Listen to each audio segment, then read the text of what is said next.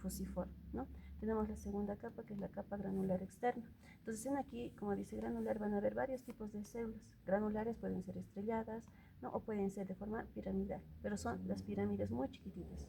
Aquí vemos lo que es la otra capa, que es la capa piramidal externa, ¿no? Que son células piramidales, en este caso estas de acá, pero de diferentes tamaños. Tenemos aquí otra capa, que es la capa granular interna, ¿no? En esta capa vamos a encontrar lo que son gran cantidad de células granulares, es decir, células estrelladas en este caso. La capa número 5 corresponde a la capa piramidal interna. Y vean que esta capa 5 es muy importante porque en el área 4 de Brodmann, que corresponde a la circunvolución precentral, van a formar las células gigantopiramidales de Betz, que luego más adelante sus fascículos nos van a dar los fascículos corticoespinales o corticonucleares, que tienen relación con los movimientos voluntarios. Y aquí abajo tenemos la capa multiforme. Y como dice multiforme, van a ver casi todas estas células, pero principalmente las células de tipo fusiforme. ¿Por qué es importante la capa 1 y la capa 6? Porque en ambas capas van a estar las células fusiformes, hemos mencionado, ¿no ve? Pero sin embargo, en la capa número 1 ya se van a encontrar también las células de Ramón y Cajal de horizontales a este nivel esparcidas, porque son las células más superficiales, ¿ya? Y en la capa número 6, además de las células fusiformes, van a encontrarse otro tipo de células. ¿Cuáles van a ser? Las células más profundas, denominadas las células de Martinotti, ¿ya? Células horizontales y las células de Martinotti, en ese orden, ¿ya? Bueno, a ver qué más. Ya. ¿Qué es isocórtex y holocórtex? ¿No? Isocórtex nos dice que es aquella parte de la corteza cerebral que tiene las 6 capas, ¿no? También llamado por algunos textos neocórtex, que es lo mismo.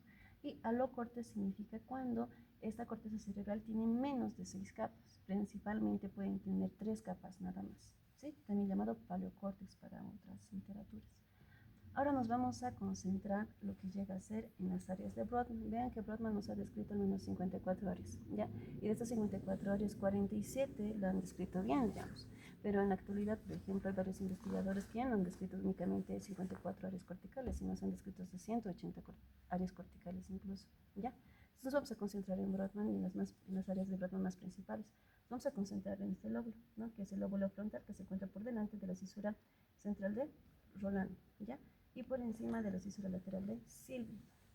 En aquí, las áreas son principalmente de tipo motor, especialmente estas primeras 3 de acá. La área 4 de Brodmann es considerada como la área motoria primaria, ¿no? Esta área, como les había mencionado anteriormente, va a encontrarse gran cantidad de células piramidales, pero principalmente las gigantopiramidales de Betz. Estas que tienen un aspecto piramidal, de su vértice parten dendritas y de su base va a partir su axón. Y este axón, cuando entra en lo que es a la sustancia blanca, pues se empiezan a bañar de mielina en este caso, ¿no? Van a ser encargados de transmitir estos fascículos corticoespinales o los corticonucleares, los movimientos voluntarios, ¿ya? Y finalmente, estos van a actuar, ¿no? Lo que llega a ser, bueno, si ustedes se acuerdan bien, los fascículos corticoespinales llegaban a lo que es a la médula oblongada y empezaban a decusarse gran parte de sus fibras hacia el lado contralateral para seguir descendiendo. Y ahí esto era bien importante, sí, porque los movimientos voluntarios que van a controlar siempre van a ser del lado contralateral, nunca del mismo lado, ¿ya? Puede existir una lesión a nivel del área 4 de Brodmann y puede ser una lesión destructiva o una lesión irritativa. Cuando es una lesión destructiva se caracteriza porque son pacientes que van a presentar parálisis muscular, pero del lado contralateral del cuerpo. Y si es una lesión irritativa, pues no hay parálisis, únicamente hay contracciones consecutivas, como en su texto nos dice, como en la epilepsia nos dice, ¿no? Ahora, ¿qué pasa con la otra área? Esta es la área premotora, ¿no? Esta área premotora es considerada como la área de asociación, ¿ya? Esta área no va a tener las células gigantopiramidales de Betz, tampoco van a dar prolongaciones de estos fascículos corticoespinales o los corticonucleares, más sin embargo van a estar en relación con movimientos voluntarios, pero van a ser movimientos voluntarios dependientes a un estímulo, puede ser visual, auditivo o somático, ¿ya? De asociación nos dice, entonces por eso que va a asociar todas esas acciones de la área motora primaria. Cuando existe una lesión a este nivel, nos va a dar lo que es la apraxia motora. La apraxia motora nos indica que va a existir la incapacidad de coordinación de los movimientos, ¿ya? Es decir, la persona no va a tener la capacidad de poder hacer uso de un objeto, ya tampoco va a poder realizar una tarea con un fin determinado, por ejemplo.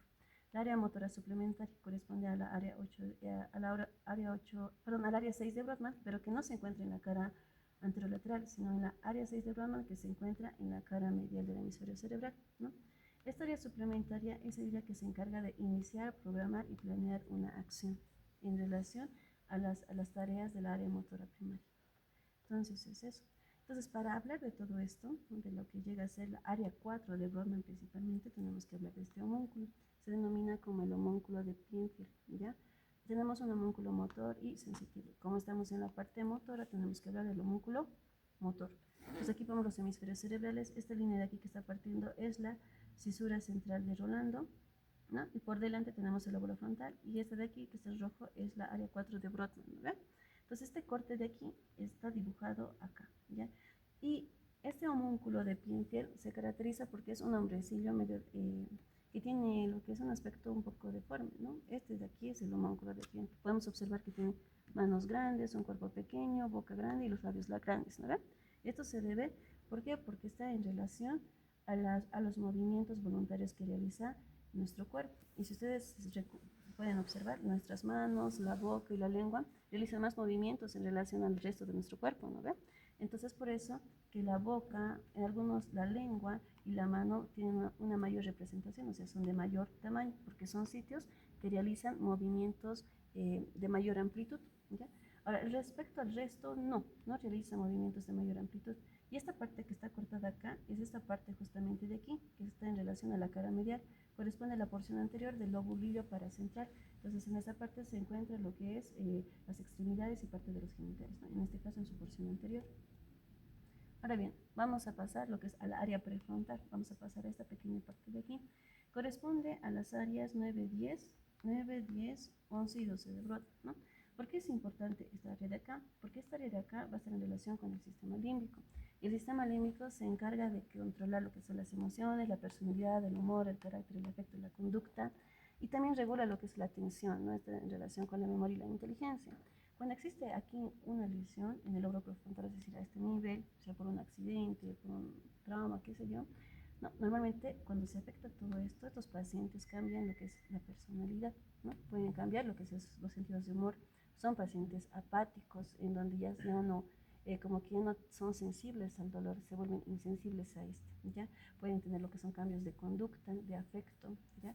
Entonces pueden tener incluso pueden tener trastornos en poder retener lo que es la memoria reciente, los recuerdos recientes, ¿no? Entonces no pueden retener, ¿ya? Y ese síndrome se denomina como el síndrome del lóbulo frontal. Y esto sí es muy importante que lo sepan y lo van a revisar con calma igual. Tenemos otra área que es la área 8 de Brodmann, ¿sí? Esta área 8 de Brodmann que vemos aquí ya es considerada como la área de los movimientos conjugados de los ojos. Normalmente nos permite desviar lo que son los ojos ya hacia el lado contralateral, pero cuando existe una lesión a este nivel, existe una desviación conjugada de los ojos hacia el lado de la lesión. Es por eso que cuando existe una lesión se dice que el paciente mira su lesión, nos dice, ¿no? Tenemos otra área que es la área de la escritura, ¿no? Que es el centro de Exner. Para esto es muy importante saber qué hemisferio es dominante, ¿ya? En el 92% de los casos, el hemisferio dominante siempre es el izquierdo. ¿Por qué? Porque nosotros manejamos con mayor destreza, ¿qué mano? La mano derecha, ¿verdad? Entonces, la mano derecha, como tiene mayor destreza, entonces el hemisferio dominante es el lado izquierdo, el lado contralateral. Pero en el 8% de los casos, algunos manejan con mayor destreza la mano izquierda, ¿no ven? Entonces, en ellos el hemisferio dominante va a ser el hemisferio del lado derecho. Entonces, por eso el área de la escritura nos dice que se encuentra en el hemisferio izquierdo, porque en el 92% de los casos, la mano que manejamos con mayor destreza es el lado derecho, ¿ya? Por eso el hemisferio izquierdo se encuentra en el área de la escritura. Y cuando existe una lesión en el área de la escritura, se ve lo que es la grafia. La grafia no es más que cuando uno pierde la capacidad de poder escribir. Es decir, como ustedes, ¿no ven? Saben escribir ahorita, ¿no ven? Y de repente, en algún momento, por alguna causa, por un accidente o algún trauma, se olvidan de escribir. Entonces, eso es agrafia, que pierde la capacidad de escribir. Sin embargo, tendría lo que es el antecedente de que antes ya lo sabía escribir. Ya eso sería una agrafia. Vamos a irnos ahora hacia el lóbulo parietal, esta partecita de acá. Este lóbulo parietal les había dicho que principalmente es sensitivo. Vamos a pasar a esta circunvolución, que es la circunvolución postcentral, que está en relación con área 3, 1 y 2 de Brodmann. Ya es considerada como la área de sensibilidad somática general porque está en relación con el tacto, dolor, temperatura y la sensibilidad profunda o preperceptiva consciente. Entonces, para hablar de esta parte tenemos que volver nuevamente a esto, que es el homúnculo de Plainfield, pero será el homúnculo de Plainfield sensitivo, ¿no? Entonces vamos a volver a esa imagen acá, ¿no? Aquí vemos lo que es el homúnculo de Plainfield, ¿no? Aquí podemos observar de nuevo la cisura central de Rolando y por detrás vemos lo que llega a ser el lóbulo parietal y este de aquí la circunvolución postcentral que corresponde al área 3, 1 y 2 de Brodmann, que está en relación con la sensibilidad somática, ¿no? En este corte vamos a volver a dibujar aquí el homúnculo de Pienfeld y podemos observar cómo la lengua, la boca y la mano de nuevo son de mayor tamaño respecto al resto de nuestro cuerpo, ¿no ven? Y eso se debe que en estos sitios existe mayor discriminación sensitiva, ¿ya? Entonces, gracias a la lengua, la boca, como también los labios, perdón, así como también la mano, son sitios de mayor discriminación sensitiva y en el resto no hay tanta discriminación sensitiva en comparación a estos de acá. Y esta pequeña partecita de acá corresponde a esta pequeña parte de aquí. Es la porción posterior del lobulillo paracentral. Entonces aquí podemos observar lo que se encuentra parte de las extremidades y parte de los genitales, ¿sí? Entonces eso nada más es el homúnculo de Pienfeld, ¿sí? Ahora, cuando existe una lesión del área sensitiva, porque normalmente esta área que nos permite percibir la sensibilidad parestésica. La sensibilidad parestésica no es más que esa sensación de adormecimiento. No sé si a ustedes les ha pasado que por largos periodos están sentados, se paran y se les adormece la pierna, ¿no ven? Esa sensación que sienten es una sensación de hormigueo y eso se denomina parestesia. Y es lo que normalmente deberíamos sentir acá. Pero ¿qué es lo que pasa cuando existe una lesión aquí, ¿no? La lesión destructiva de esta área de Brodmann da lugar a la disminución o a la abolición de la sensibilidad, pero del lado contralateral, nunca del mismo lado, ¿ya? El centro gustativo corresponde al área 43 de Brodmann, que se encuentra a este nivel, a nivel del pie de la circunvolución postcentral, nos dice la literatura, ¿no? Vamos a pasar aquí, ¿no? Vamos a pasar lo que es a la área de asociación y coordinación. Corresponde a la área 5 y 7 de Brodmann, que es esta área de aquí, ¿no? Está en relación a la circunvolución parietal superior. En esta parte ya normalmente nosotros deberíamos tener la capacidad de poder distinguir la naturaleza de un objeto, ya sea en su forma, en su tamaño, ¿no? Ahora, a ese proceso de que tenemos la capacidad de poder distinguir la naturaleza de un objeto se denomina esterognosia. Cuando existe una lesión de las áreas 5 y 7 de Brodmann, ya no hay esterognosia, sino si hay asterognosia en una lesión. ¿Y qué es la asterognosia? Es la incapacidad de poder reconocer un objeto ya en relación a su naturaleza, puede ser su tamaño, su forma, pero la incapacidad de reconocerla con el tacto, sin una ayuda visual, ¿sí? Entonces, la lesión del lóbulo parietal superior, pero cuando es de un solo lado, en este caso únicamente el del lado derecho, es decir, la lesión aquí, pero únicamente en el hemisferio derecho, nos da lo que es la agnosia corporal. Y la agnosia corporal se caracteriza porque existe lo que es, son pacientes que desconocen la mitad de su cuerpo, ¿no? Siempre desconocen la mitad del cuerpo, pero del lado izquierdo, ¿ya? O como dice ahí su libro, son pacientes que pueden ver lo que es un reloj o dibujar un reloj y omitir los números del lado izquierdo, ¿ya? Le puede existir también la lesión de la circunvolución supramarginal, que ya les había mencionado que estaba más o menos a este nivel, ¿no? Pero cuando es únicamente del lado izquierdo, da lugar a lo que son las apraxias, que es la incapacidad de poder utilizar un objeto, ¿ya? El área del lenguaje, y les había dicho que todo lo que es importante, que hemisferio dominante era el lado izquierdo, ¿no ve? Entonces, en el lado izquierdo se va a encontrar lo que llega a ser la área del lenguaje también. Y el área del lenguaje, vean que existe lo que es un área de lenguaje motora y una área de lenguaje receptiva que es sensorial. El área de lenguaje motora se encuentra en el lóbulo frontal y se encuentra principalmente a nivel del opérculo entre las áreas 45 y 44 de Brodmann, en esta área de aquí, ¿ya? Entonces, en acá, esta área también se denomina como la área de la articulación de la palabra o la área de Broca se denomina. Y cuando existe una lesión a nivel de acá, existe lo que se denomina la afasia de Broca, o también llamada afasia motora o expresiva. ¿En qué se caracteriza la afasia de Broca?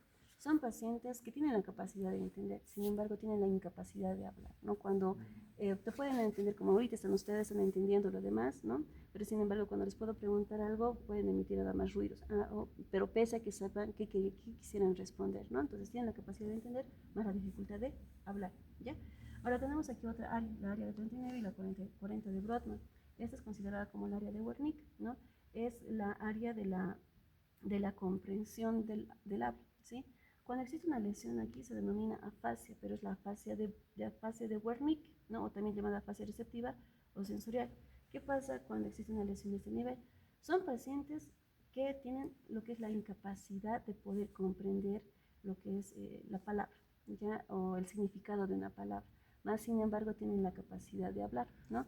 Es decir, como que le preguntes, qué sé yo, ¿no? Que nos mencione, por ejemplo, las fisuras que acabamos de mencionar, ¿no? Que se encuentran presentes en la cara anterolateral de los hemisferios cerebrales y nos van a decir otra cosa, no nos van a hablar de otra cosa, hoy día es sábado, que no sé qué, nos van a decir todo menos nunca nos van a dar la respuesta, ¿sí? Entonces son personas que hablan por hablar, más nunca comprenden el significado de una palabra. ¿ya? Esa es la fascia de Wernicke.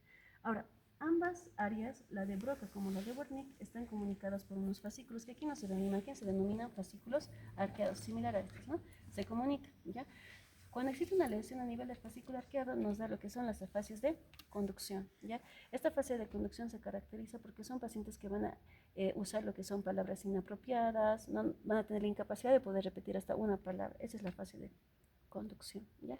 Vamos a pasar a este lóbulo, que es el lóbulo temporal. En el lóbulo temporal habíamos mencionado, ¿no? Tenemos la circunvolución temporal superior, media y la inferior. Pero parte de la circunvolución temporal superior se entraba lo que era a nivel de la cisura lateral de Silvio, les había mencionado, ¿no? Cuando alzamos los dos labios de la cisura lateral de Silvio, vamos a poder encontrar este espacio de acá, ¿no? Esta es denominada como la circunvolución temporal transversa de Hales, y justamente es en esta área donde se va a encontrar el área 41 y 42 de Brodmann, que están en relación con la audición, ¿ya? El área 41 encargado de la percepción auditiva y la 42 de la asociación auditiva. ¿Qué pasa cuando existe lo que es la lesión? ¿Ya? Porque normalmente nos dice que para que exista una adecuada audición, porque ambos hemisferios tienen la capacidad de escuchar los estímulos de ambos oídos, entonces cuando existe lo que es la lesión de ambos hemisferios cerebrales de estas áreas, nos van a dar una sordera total, ¿sí? Pero cuando existe únicamente la lesión de estas áreas, pero en un solo hemisferio cerebral, nos van a dar lo que es la disminución de la agudeza auditiva. Puede asociarse sí a vértigos y mareos, porque justamente en esta parte está en relación con el centro vestibular, nos indica, ¿ya? Hay otra área, que es la área 22, que es esta de aquí. Se denomina como la área visual 22 de Wernicke, ¿ya? Esta área 22 de Brodmann es una área suplementaria de asociación. Y las tres, la 41, la 42 y la 22 que vemos aquí, a través de un fascículo arqueado se comunica con la área de Broca, ¿ya? Entonces nos dicen que los tres en conjunto tienen la capacidad de poder interpretar la naturaleza de los estímulos auditivos, reconocer los sonidos y la comprensión de las palabras, ¿no? Pero esto ya con la capacidad de poder ordenar sus pensamientos. Ahora, ¿qué pasa cuando existe una lesión a este nivel? Son pacientes que igual van a poder interpretar la naturaleza de estímulos auditivos, reconocen los sonidos y la comprensión de la palabra, mas sin embargo no van a poder ordenar estas palabras en sus pensamientos y van a tener la incapacidad de poder hablar, porque eso hemos dicho que tenía lo que es la fase de Broca, ¿no? Tenía la incapacidad de hablar, ¿ya? Y finalmente tenemos aquí las áreas 21 y 20 de Brodmann, que están en relación con el sistema motor extrapiramidal, porque justamente de aquí van a partir ciertos fascículos que van a llegar a los núcleos del puente, ¿ya? Denominados los fascículos temporopónticos. Ahora vamos a pasar a lo que llega a ser a la crisis de automatismo psicomotriz. La crisis de automatismo psicomotriz significa que es una lesión casi completa de todas las circunvoluciones del lóbulo temporal, y son pacientes que se caracterizan porque pueden hacer todas las tareas, sean las más simples, así como también las tareas más complejas en su diario vivir, de una manera incluso muy coordinada. Sin embargo, en los momentos posteriores se olvidan de la actividad que han realizado, ¿no? A eso se denomina la crisis de automatismo psicomotriz, ¿okay? Bueno, vamos a pasar a lo que es el lóbulo occipital. Es este lóbulo de aquí, que está en relación con nuestra visión, ¿ya? Las áreas que se van a estar involucradas son el área 17, el área 18 y el área 19. En relación al área 17 es considerada como el área visual primaria, ¿no? El área 17 de Brodmann, que se va a encontrar entre el labio superior y el labio inferior de la cisura calcarina. Nos dice que este sitio de acá va a recibir lo que son mensajes retinianos. Como podemos observar aquí, podemos observar lo que son los globos oculares. Si ustedes, si bien recuerdan, ¿no? Los ojos tienen los globos oculares tienen lo que son un continente y un contenido, ¿no ven?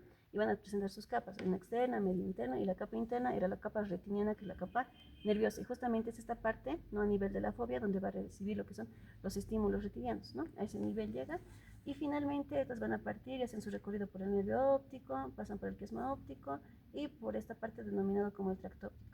A través del tracto óptico van a llegar al cuerpo geniculado lateral, y del cual van a partir lo que son las radiaciones ópticas para finalmente llegar al área 17 de Brodmann, ¿ya? O también denominada como la área estriada, ¿sí? Tenemos aquí otra área que es el área 18 de Brodmann, que corresponde al área paraestriada y está en relación con la percepción de reflejos y fijar, así como imágenes visuales también. Y finalmente tenemos acá la área periestriada, que es el área 19 de Brodmann. Justamente esta es la área considerada como el área psicovisual, y va a estar en relación de poder reconocer la naturaleza de los objetos, ya en tamaño, forma y distancia. Nos permite reconocer colores así como también letras, ya eso es importante.